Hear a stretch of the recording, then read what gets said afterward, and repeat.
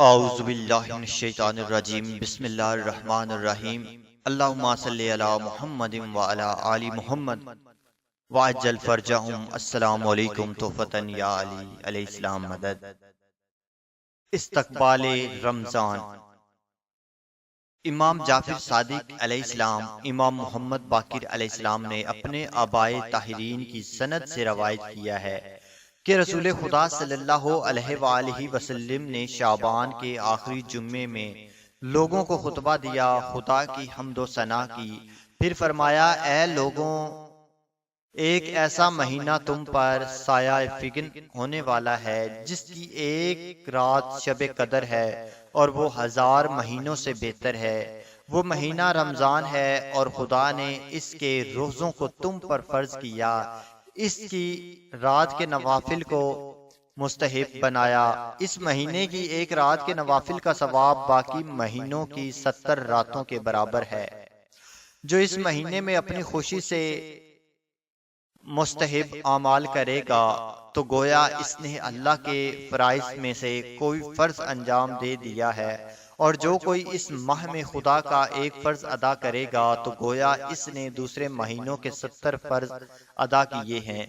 یہ مہینہ صبر کا مہینہ ہے اور صبر کی جزا بہشت ہے۔ یہ ہمدردی کا مہینہ ہے اور اس ماہ اللہ مومنوں کے رزق میں اضافہ کرتا ہے۔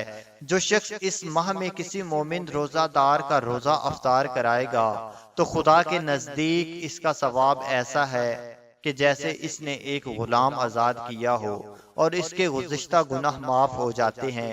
ان حضرت صلی اللہ علیہ وآلہ وسلم سے صحابہ نے عرض کیا، یا رسول اللہ صلی اللہ علیہ وآلہ وسلم، ہم سب یہ استطاعت نہیں رکھتے روزے داروں کا روزہ افطار کرائیں، تو آپ صلی اللہ علیہ وآلہ وسلم نے فرمایا، اللہ بڑا کریم ہے، یہ تمام ثواب تم کو عطا کرے گا جو افطاری کے لیے دودھ کے ایک گھونٹ سے زیادہ کی طاقت نہ رکھتا ہو تو وہ اسی سے اس کا روزہ افطار کرا دے، یا میٹھے پانی کا ایک گھونٹ یا کچھ کھجوریں ہی روزہ دار کو کھلا کر افطار کرا دے تو بھی وہ اس ثواب کا حقدار بن جائے گا۔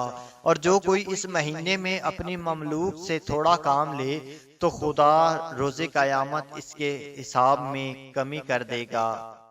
یہ اللہ کا مہینہ ہے۔ اس مہینے کی ابتدا رحمت، اس کا درمیان مغفرت، اس کا آخری حصہ قبولیت اور دوزخ سے آزادی ہے۔